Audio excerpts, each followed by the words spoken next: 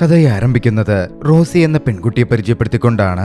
അവളന്ന് തന്റെ ആദ്യ രാത്രിക്കായി ഭർത്താവ് വരുവാൻ മുറിയിൽ കാത്തിരിക്കുകയായിരുന്നു. അവളുടെ ഭർത്താവ് ഏറെ സമ്പന്നനായ ഒരു വ്യക്തിയാണ്. വളരെ വലിയൊരു കമ്പനി അവൻ നോക്കി നടത്തുന്നു.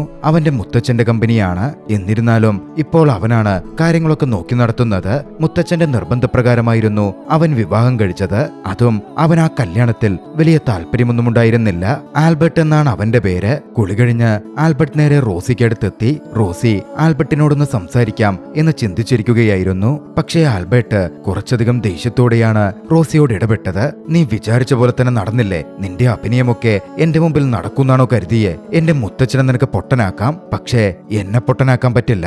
എന്തിനാ നീ എന്നെ കല്യാണം കഴിച്ചത് എന്നൊക്കെ എനിക്കറിയാം. നിനക്ക് വേണ്ടതൊക്കെ ഇവിടുന്ന് കിട്ടുകയും ചെയ്യും. അതും പറഞ്ഞ് ആൽബർട്ട് റോസിക്ക് മേൽ ബലം പ്രയോഗിച്ചു. റോസിയൊന്നും പ്രതികരിച്ചതേയില്ല.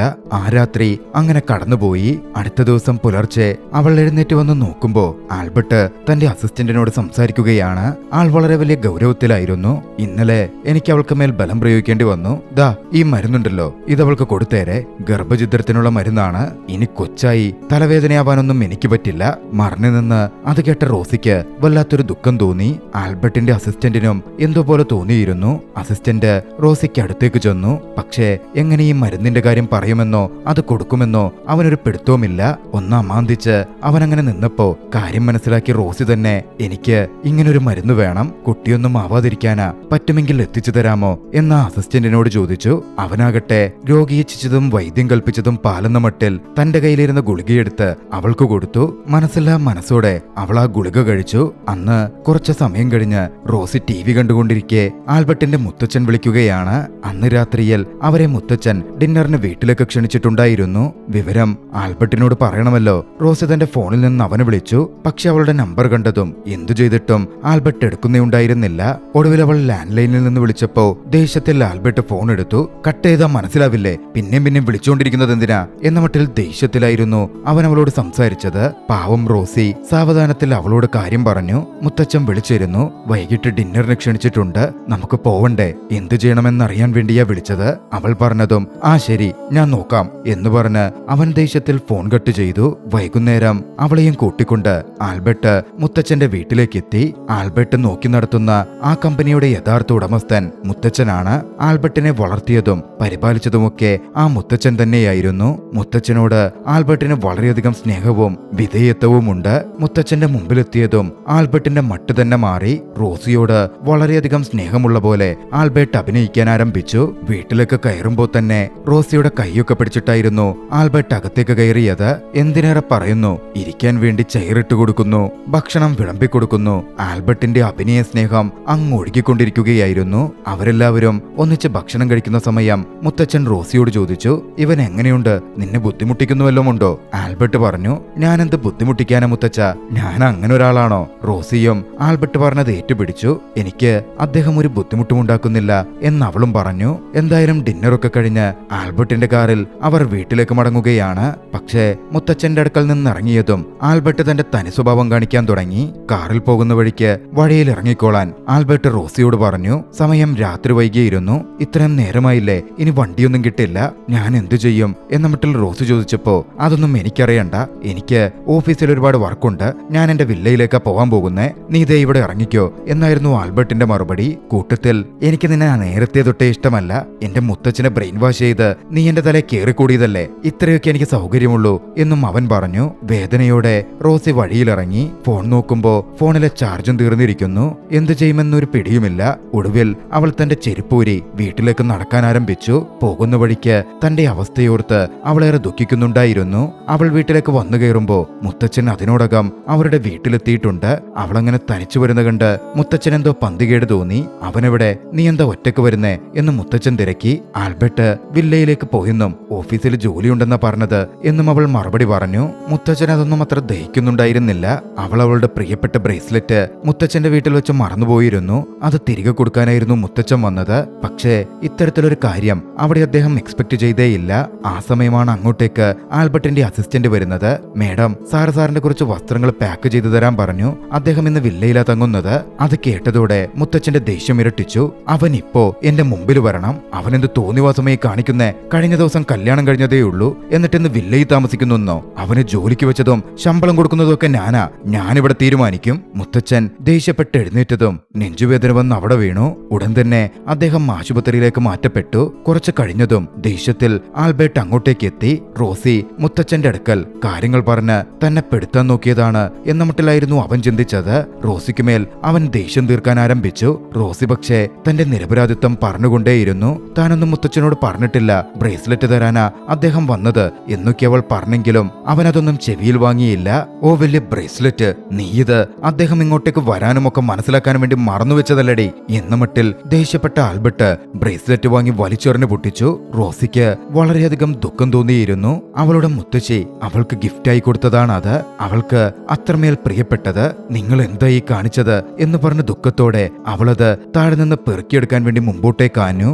ഈ സമയം അവളുടെ കാല് അവിടെയുള്ള ഫർണിച്ചറിൽ ഇടിക്കുക പോലും ചെയ്തു. എന്നിട്ടും അവൾ വന്നിരുന്ന് ആ മുത്തുകളൊക്കെ ചേർത്തു പിടിച്ചു. ദുഃഖത്തോടെ അവളിരിക്കുന്ന കണ്ടിട്ടും ഒന്നും മിണ്ടാതെ ദേഷ്യത്തിൽ ആൽബർട്ട് അവിടുന്ന് പോവുകയായിരുന്നു ചെയ്തത്. ആ സമയമാണ് ചില കാര്യങ്ങൾ വ്യക്തമാകുന്നത്. കഥ കുറച്ചു നാളുകൾക്ക് മുമ്പിലേക്ക് പോകുന്നു. റോസി എപ്പോഴും ആൽബർട്ടിന്റെ മുത്തച്ഛനെ കാണാൻ വരുമായിരുന്നു. മുത്തച്ഛനോട് വളരെയധികം അടുപ്പം സ്ഥാപിച്ച് ആൽബർട്ടിന്റെ ലൈഫിലേക്ക് കയറിക്കൂടലായിരുന്നു റോസിയുടെ പദ്ധതി തന്നെ.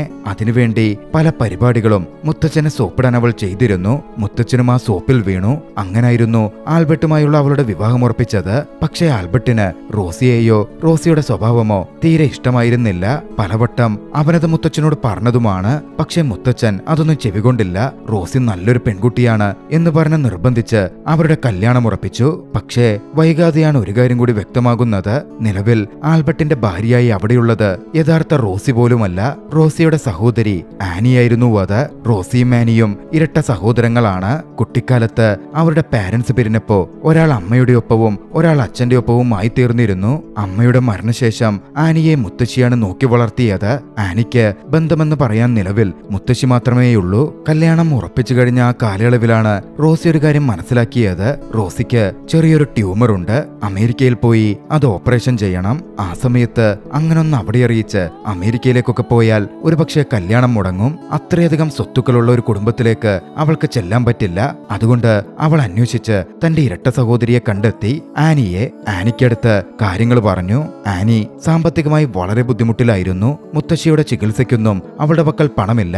റോസി അവൾക്ക് വലിയൊരു തുക ഓഫർ ചെയ്തു. താൻ ട്രീറ്റ്മെന്റിന് വിദേശത്തേക്ക് പോകും. ആ സമയത്ത് തന്റെ ഭാര്യയായി ആനി അവിടെ അഭിനയിക്കണം. താൻ വരുമ്പോ ആ സ്ഥാനം തനിക്ക് വിട്ടുതരികയും വേണം. അങ്ങനെയാണെങ്കിൽ മുത്തശ്ശിയുടെ ചികിത്സയ്ക്കും അവളുടെ തുടർ പഠനത്തിനും മറ്റുമായി വേണ്ട തുക റോസി നൽകും. ആനി ഒരുപാട് ആലോചിച്ചു.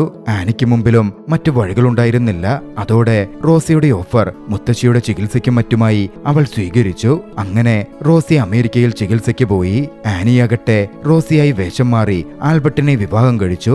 ഇപ്പോൾ ആൽബർട്ടിൽ നിന്ന് ക്രൂരതകൾ നേരിട്ടുകൊണ്ടിരിക്കുന്നു. കഥ അവിടെ നിന്നും പ്രസന്റിലേക്ക് വരികയാണ്.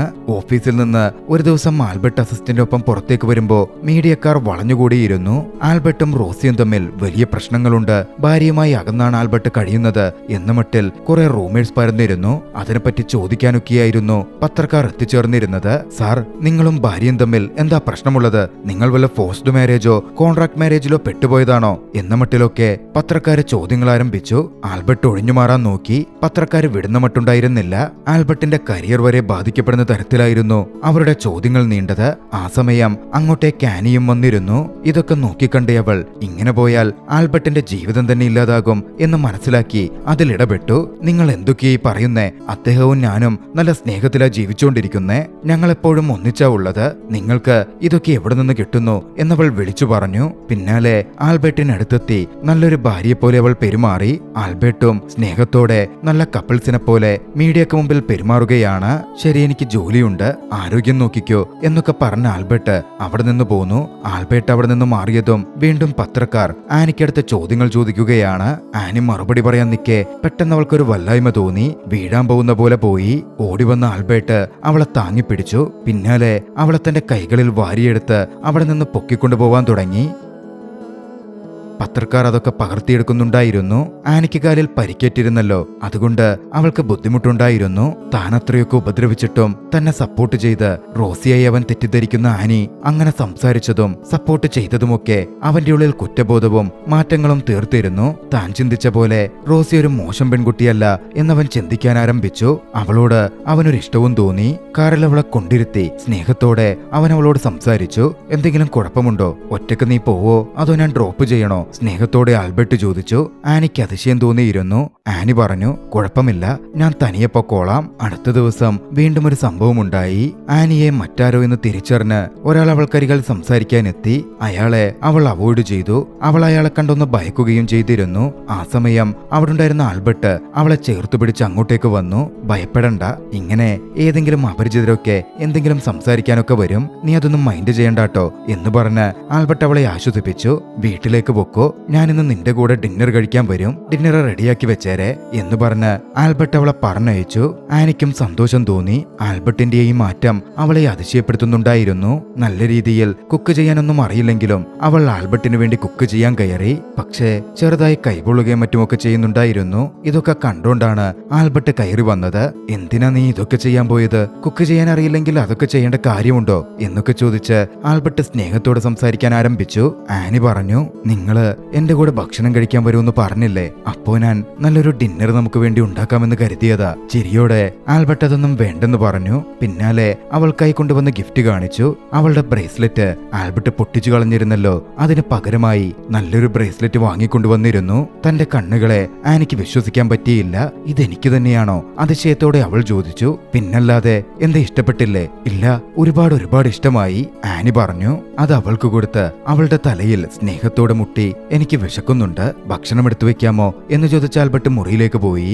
ആനിയാണെങ്കിൽ ആകെ കൺഫ്യൂഷനിലാണ്. ആൽബർട്ടിന് ഇതെങ്ങനെ പെട്ടെന്ന് ഇങ്ങനെ ഒരു മാറ്റം? അവന് ശരിക്കും എന്നെ ഇഷ്ടമായിട്ടാണോ അതോ മറ്റെന്തെങ്കിലും വേണ്ടി അഭിനയിക്കുന്നതാണോ? അവൾ കൺഫ്യൂസ്ഡ് ആയിക്കൊണ്ടേയിരുന്നു. എന്തായാലും ആൽബർട്ടും ആനിയും അന്ന് പുറത്തു പോയി ഒന്നിച്ച് ഭക്ഷണം കഴിച്ചു. ആ സമയം ആൽബർട്ട് ആനിയോട്, എനിക്ക് ഒരുപാട് തെറ്റുകൾ പറ്റി, എന്നോട് ക്ഷമിക്കണം, ഞാൻ നിന്നെ ഇപ്പോൾ ഒരുപാട് സ്നേഹിക്കുന്നുണ്ട് എന്ന് പറഞ്ഞു. ആനിയും ആൽബർട്ടിന്റെ അടുത്തേക്ക് ചെന്നു. സാരമില്ല, എനിക്കും നിങ്ങളെ ഒരുപാട് ഇഷ്ടമാണ് എന്നവൾ മറുപടി കൊടുത്തു. പിന്നീട് അങ്ങോട്ടേക്ക് സന്തോഷത്തോടെ അവർ ജീവിക്കാൻ ആരംഭിച്ചു.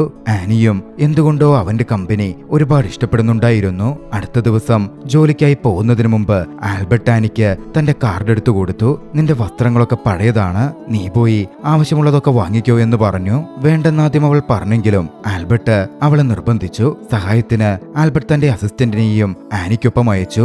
അവിടുത്തെ ഒരു പ്രീമിയം ഷോപ്പിലേക്കായിരുന്നു അസിസ്റ്റന്റ് അവളെ കൂട്ടിക്കൊണ്ടുപോയത്. അവൾ അവിടെ എത്തി ഡ്രസ്സുകൾ നോക്കാൻ ആരംഭിച്ചു. അപ്പോഴാണ് അവിടുത്തെ സെയിൽസ് സ്റ്റാഫ് വന്നത്. അവളുടെ സാധാരണ രീതിയിലുള്ള വസ്ത്രധാരണം ഒക്കെ കണ്ട് ഏതൊരു സാധാരണക്കാരിയാണ് അവൾ എന്ന മട്ടിലായിരുന്നു സെയിൽസ് സ്റ്റാഫ് തെറ്റിദ്ധരിച്ചത്. ആനിയെ അപമാനിക്കുന്ന തരത്തിൽ അവർ സംസാരിച്ചു. നിന്റെ വസ്ത്രമൊക്കെ കണ്ടാലറിയില്ലേ, നീ ഇതൊന്നും വാങ്ങാൻ പോകുന്നില്ല, അതൊക്കെ അവിടെ വെച്ച് വേറെ വല്ല കടയിലും പോവാൻ നോക്ക് സെയിൽസ് സ്റ്റാഫ് അവളോട് പറഞ്ഞു. ഇതൊക്കെ ആൽബർട്ടിന്റെ അസിസ്റ്റന്റ് നോക്കിക്കാണുന്നുണ്ടായിരുന്നു. അസിസ്റ്റന്റ് വേഗം ആൽബർട്ടിന് കോൾ ചെയ്തു, കാര്യങ്ങൾ വിശദീകരിച്ചു പറഞ്ഞു. പിന്നാലെ അസിസ്റ്റന്റ് ആനിക്കടുത്തേക്ക് വന്നു. ആ സെയിൽസ് സ്റ്റാഫിനടുക്കൽ ദേഷ്യത്തോടെ സംസാരിച്ചു. നിങ്ങൾ എന്താ കരുതിയത്, ഈ ഷോപ്പ് തന്നെ മേഡത്തിന്റെയാ? മേഡമാ ഇതിന്റെ ഓണർ? ആര്? ഇവരോ? എന്റെ മേഡത്തെയൊക്കെ എനിക്കറിയാം, ഇവളെ കണ്ട ഒരു പിച്ചക്കാരിയെ പോലെയുണ്ട് എന്നായിരുന്നു ആ സെയിൽസ് സ്റ്റാഫിന്റെ മറുപടി. അപ്പോഴാണ് അങ്ങോട്ടേക്ക് ആൽബർട്ട് കടന്നു വരുന്നത്.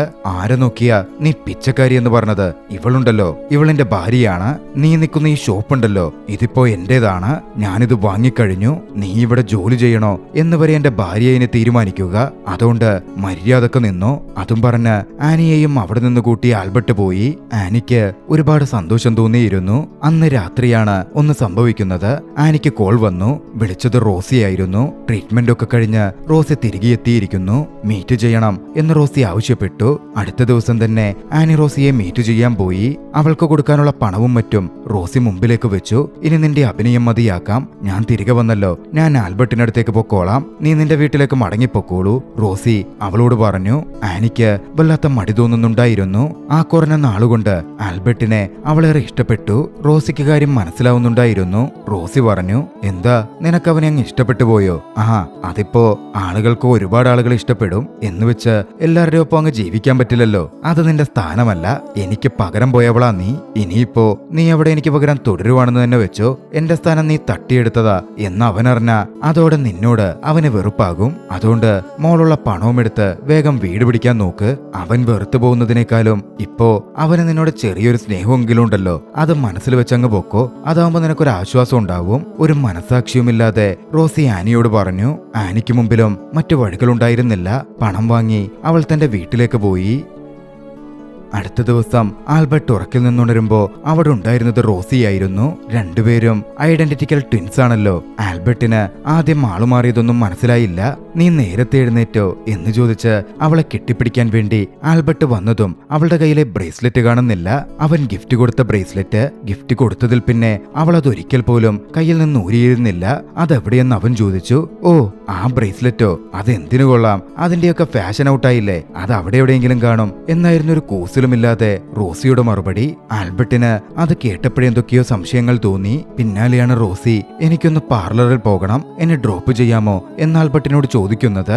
ആൽബർട്ടിന്റെ സംശയം ഇരട്ടിച്ചു. അവളങ്ങനെ പാർലറിൽ പോവാറുണ്ടായിരുന്നില്ലല്ലോ. മുമ്പ് ബ്യൂട്ടി പാർലറിൽ പോകുന്ന കാര്യം പറഞ്ഞപ്പോ പോലും വേണ്ടെന്ന് പറഞ്ഞതാണ്. ഇതിപ്പോ എന്താ ഇങ്ങനെ പെരുമാറുന്നേ എന്നവന് കൂടുതൽ സംശയം തോന്നി. പക്ഷേ അതൊന്നും ആൽബർട്ട് വെളിയിൽ കാണിച്ചില്ല.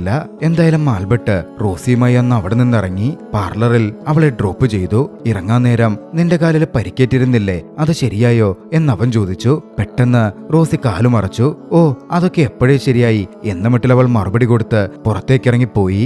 ആൽബർട്ടിന്റെ സംശയം ഒന്നുകൂടി ഇരട്ടിച്ചു. ആൽബർട്ട് ഉടൻ തന്നെ തന്റെ അസിസ്റ്റന്റിനെ വിളിച്ചു. തനിക്ക് തോന്നിയ സംശയങ്ങളുടെ കാര്യം പറഞ്ഞു. തന്റെ വിവാഹവുമായി ബന്ധപ്പെട്ട് എന്തെങ്കിലും നടന്നിട്ടുണ്ടോ എന്ന് അന്വേഷിക്കാൻ ആവശ്യപ്പെട്ടു. കുറച്ചു കഴിഞ്ഞതും ആൽബർട്ടിന് അസിസ്റ്റന്റ് കോൾ വന്നു. കാര്യങ്ങൾ വ്യക്തമാവുകയായിരുന്നു. ആൽബർട്ടിന്റെ വിവാഹ സമയത്ത് റോസി വിദേശത്ത് ട്രീറ്റ്മെന്റിലായിരുന്നു എന്ന കാര്യം ആൽബർട്ട് അറിഞ്ഞു. സാറ് കല്യാണം കഴിച്ചത് റോസിയല്ല എന്ന് അസിസ്റ്റന്റ് പറയുകയാണ്. എനിക്കും അത് തന്നെയാണ് സംശയമുണ്ടായിരുന്നത്. എന്റെ കൂടെ ഉണ്ടായിരുന്ന പെൺകുട്ടി ആരെന്ന് കണ്ടെത്തണം. ആൽബർട്ട് അസിസ്റ്റന്റിന് നിർദ്ദേശം കൊടുത്തു. ആൽബർട്ട് വീട്ടിലേക്ക് കയറുമ്പോ റോസി അവിടെ ഉണ്ടായിരുന്നു. ആൽബർട്ടിനെ കണ്ടതും റോസി ഓടി വന്നു. ഓ, നിങ്ങൾ വന്നോ എന്ന് പറഞ്ഞ് ആൽബർട്ടിനെ കെട്ടിപ്പിടിക്കാൻ റോസി ചെന്നപ്പോ ആൽബർട്ട് അത് തടഞ്ഞു. സത്യം പറ, നീ ആരാണ്? ഞാനാരാണെന്ന് നിങ്ങൾക്കറിയില്ലേ? നിങ്ങളുടെ ഭാര്യയാ റോസി. നീ റോസിയാണെന്നറിയാം, പക്ഷേ എന്റെ ഭാര്യയല്ല. ഞാൻ വിവാഹം കഴിച്ചത് ആരെയായിരുന്നു? ഉള്ള സത്യം പറഞ്ഞാൽ നിനക്ക് കൊള്ളാം. ആൽബർട്ട് ഗൗരവത്തിലായി. ഓ, നിനക്കൊക്കെ മനസ്സിലായോ? ഇതാണോ നിന്റെ തനക്കോണം? രേഖകളുടെയൊക്കെ അടിസ്ഥാനത്തിൽ ഞാനാ നിന്റെ ഭാര്യ. എന്റെ സ്ഥാനത്തേക്ക് അവൾക്ക് വരാനേ പറ്റാൻ പോകുന്നില്ല. സത്യം പറ, അവൾ ആരാണ്? എന്തിനാ നീ ഇതൊക്കെ ചെയ്തത് എന്ന് ആൽബർട്ട് ചോദ്യം ചെയ്തു. അതൊന്നും ഞാൻ പറയാനേ പോകുന്നില്ല എന്ന് പറഞ്ഞ റോസി ദേഷ്യപ്പെട്ട് അവിടെ നിന്ന് മാറി. പിന്നാലെ ആൽബർട്ടിന് അസിസ്റ്റന്റിന്റെ കോൾ വന്നു. ആൽബർട്ട് വിവാഹം കഴിച്ച് കൂടെ താമസിപ്പിച്ചത് റോസിയുടെ ടിൻ സിസ്റ്ററെയാണ് എന്നവൻ തിരിച്ചറിഞ്ഞു. അവളിപ്പോ അവിടം വിട്ട് യുഎസിലേക്ക് പോവാൻ വേണ്ടി എയർപോർട്ടിലുണ്ട് എന്ന വിവരം കൂടി ആൽബർട്ട് അറിഞ്ഞതും അവൻ വേഗം അങ്ങോട്ടേക്ക് പുറപ്പെട്ടു. ഇതേ സമയം അവിടെ നിന്ന് പുറപ്പെടാൻ നിന്ന ആനിയാകട്ടെ ആൽബർട്ട് തന്നെ അന്വേഷിച്ചു വരുമോ എന്നൊരു പ്രതീക്ഷയിൽ അവിടെ തുടരുകയായിരുന്നു. എയർപോർട്ടിലെത്തിയ ആൽബർട്ട് ആനിയെ തിരഞ്ഞു. ഏറ്റവും ഒടുവിൽ അവരിരുവരും കണ്ടുമുട്ടി. ആൽബർട്ട് ആനിയെ ചേർത്തു പിടിച്ചു. അവളോട് അവിടം വിട്ട് പോവരുത്, എന്റെ കൂടെ നീ വേണം എന്നാവശ്യപ്പെട്ടു. അവരിരുവരും ഒന്നിക്കുമെന്നും റോസിയുടെ കാര്യത്തിൽ തീരുമാനമാവും എന്ന സൂചനയോടെ ചലച്ചിത്രം അവസാനിക്കുന്നു. രസകരമായ ഈ ഒരു ചലച്ചിത്രം നിങ്ങൾക്കിഷ്ടമായെങ്കിൽ വീഡിയോ ലൈക്ക് ചെയ്യുക. അഭിപ്രായങ്ങളും നിർദ്ദേശങ്ങളും കമന്റുകളിൽ രേഖപ്പെടുത്തുക. കഴിയുമെങ്കിൽ ചാനൽ സബ്സ്ക്രൈബ് ചെയ്തും കൂട്ടുകാർക്ക് ഷെയർ ചെയ്തു കൊടുത്തും ഞങ്ങളെ സപ്പോർട്ട് ചെയ്യുക. അടുത്ത എപ്പിസോഡിൽ മറ്റൊരു മികച്ച ചലച്ചിത്രവുമായി നമുക്ക് കണ്ടുമുട്ടാം. അതുവരെ ബൈ.